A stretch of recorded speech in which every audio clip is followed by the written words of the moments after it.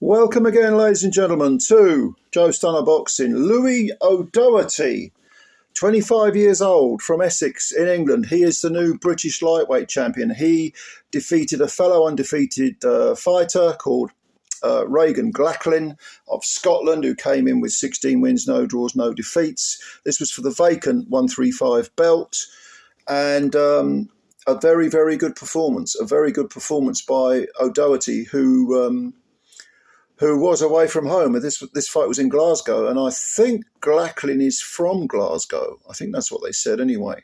So he was a home fighter. But O'Doherty would not be denied. This was a very, very good performance. It began...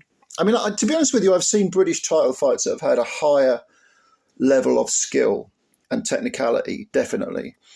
But that is not to say that O'Doherty doesn't deserve credit. He most certainly does. Glackin, 2 years older, very sort of upright. Both of these guys, I think, are orthodox, but very upright. And Glackin sort of started quickly. He set a pace that, O'Doherty started quickly. He set a pace that Glackin didn't look like he liked. And he couldn't find his... I think Glackin I got the impression he wanted to just box at a nice steady pace for the first few rounds, maybe pinch a few of them with the jab and the left hand. But Glackin, he was given a rude awakening by O'Doherty, because O'Doherty wouldn't let him do that.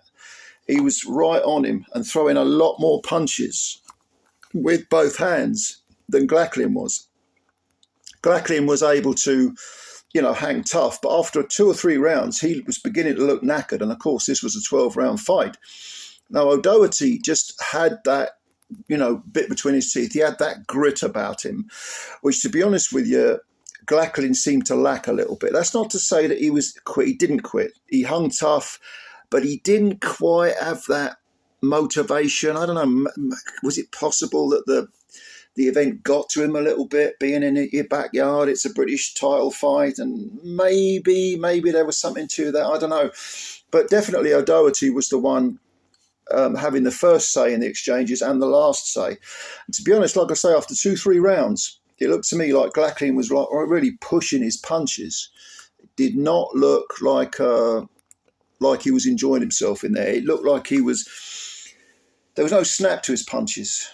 And he was trying. You could see he was trying. He wanted to try, desperately wanted to try, but it wasn't really happening, So I don't know. I mean, I just think that O'Doherty coming in, probably he was perhaps a little bit overlooked, because of his 10 wins, only 2 of them have been inside the distance. Glackin himself with 16 wins. He had 3 KOs, so neither of these guys was considered a banger, and I don't think either of them was ever going to be mistaken for a puncher. But sometimes, of course, it's that, again, we say that water on rock effect. That death by 1,000 punches, almost 1,000 light punches. Glackin had previously held the Celtic lightweight title, and he defended it a couple of times as well. He won it, I think, from Craig Woodruff. I think he's also been Scottish champ as well. I can't remember who he beat for that, but he defended the Celtic title a few times, which was decent. But O'Doherty was a former English champ. So it was a battle of people who'd won belts before, and also O'Doherty had beaten Youssef Hamani, who's a pretty good... that was a unanimous 12-round decision in his last fight to win the English belt. And Humani is a pretty decent domestic level fighter. He'll give you work. He'll give you a lot of rounds. He took him the 12. I just think that Humani fight may well have prepared O'Doherty for the on paper anyway, the tough fight, the tough away assignment. To be honest with you, I don't think Glackin really won many rounds. I felt that the work rate of O'Doherty was just a bit too much.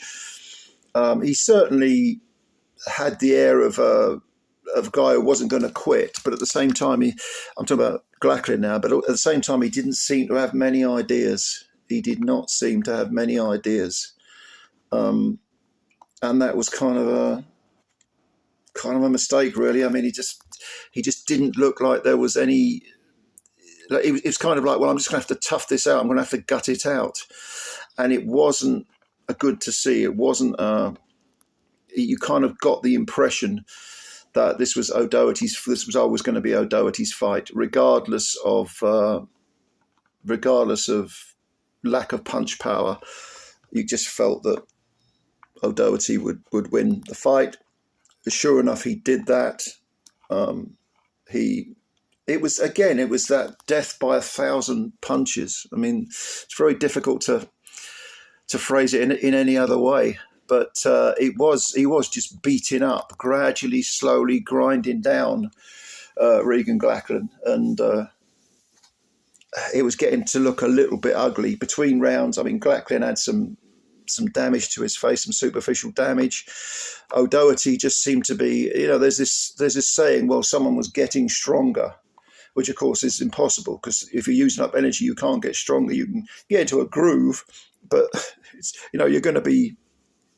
Your energy levels will be diminishing. It's just that your determination and your grit forces you on. And that was the impression I got with O'Doherty. So eventually the towel came in.